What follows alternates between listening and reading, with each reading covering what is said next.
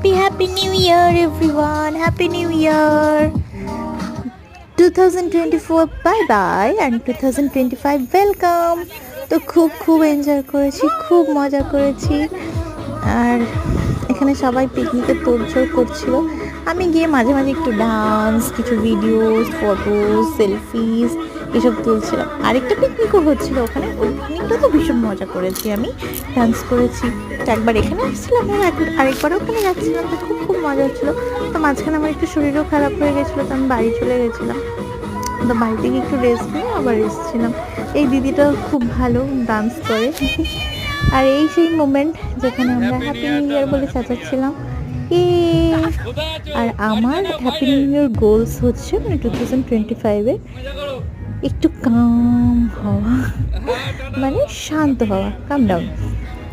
আর তোমাদের গোল কি সেটা জানি।